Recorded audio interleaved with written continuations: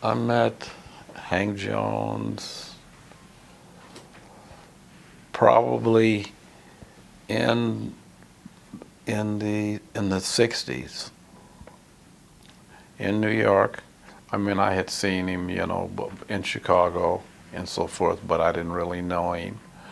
But by being close to Milt Hinton, Milt and Bad Henry, as we call him, Bad Henry, used to play a lot of record dates, and I used to go and just listen and watch them record with all kind of different artists, and and enjoy.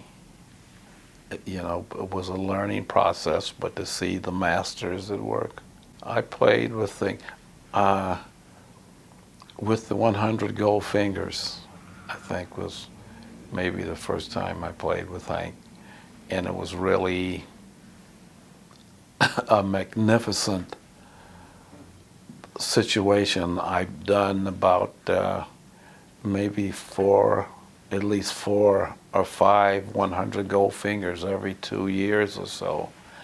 And of course, being with John Lewis and a lot of masters, Tommy Flanagan and all of them, but watching Hank Jones was the master again of all the whole group.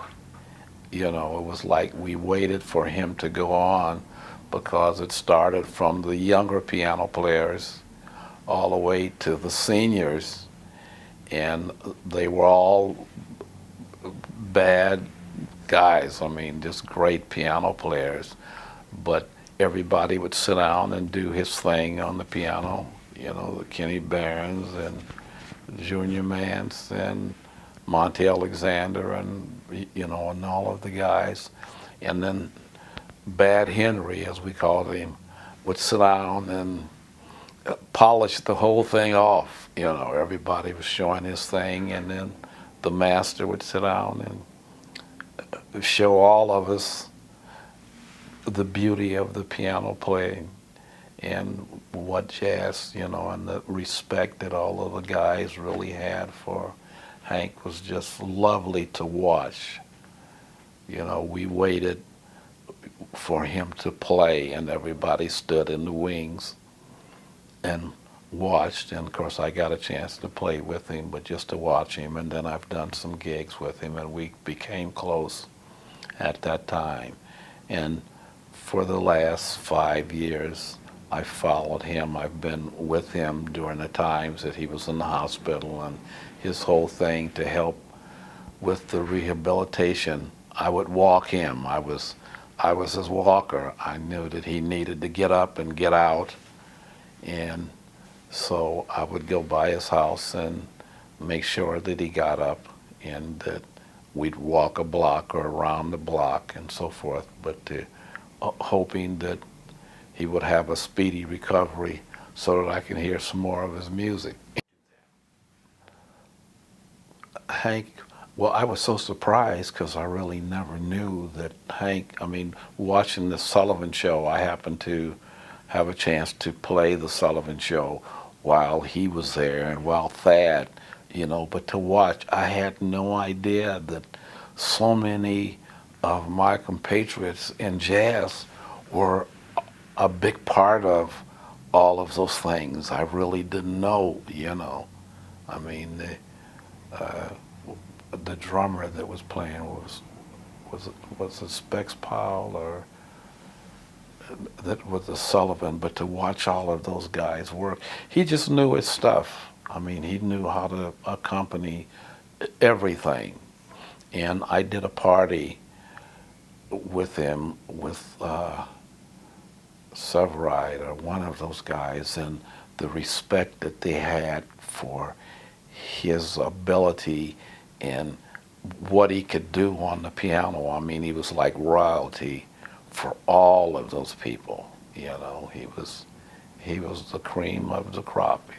They knew that everybody. They knew more than even the jazz fans. The other people knew that he was the best. He was as far as you could go. You know, the respect that they had for him was just outstanding. But how he was able to do, you know, he was an excellent reader. Even in things that I thought, you know, you would laugh, he would never mention that he was a part of and the different acts that he was playing on those shows, from the classical stuff, you know, all the way to, I mean, I guess some of the rock things, you know, he was a participant in all of it.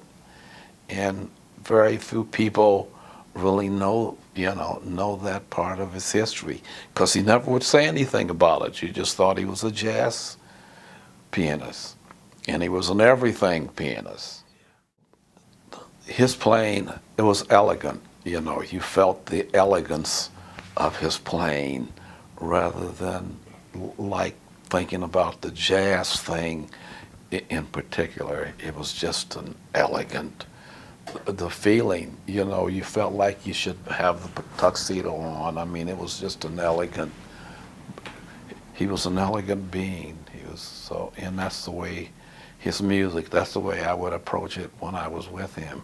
You didn't worry about the swing, the different things.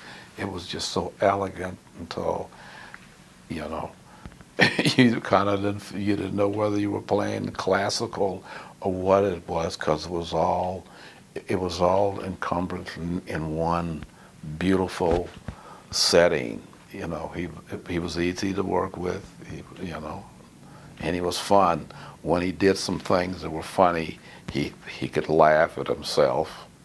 We played a thing in Japan with an orchestra at a university in Sapporo, no, in Osaka, outside of Osaka. And I don't remember what we were playing, and somehow he went into another tune, and the orchestra had to come in, and all of a sudden, and I just followed him. I didn't, you know, never thinking about that we were playing. That wasn't the tune we started out playing. We both went into it, and he talking about it. We stopped, and he just laughed because, I mean, he was hysterical, because here's the master, but something took him in another place, and we went there, and when we got ready to take it out, we realized the band couldn't come in because we were playing another tune. That wasn't the tune that the band was supposed to play. So, it's a bad Henry.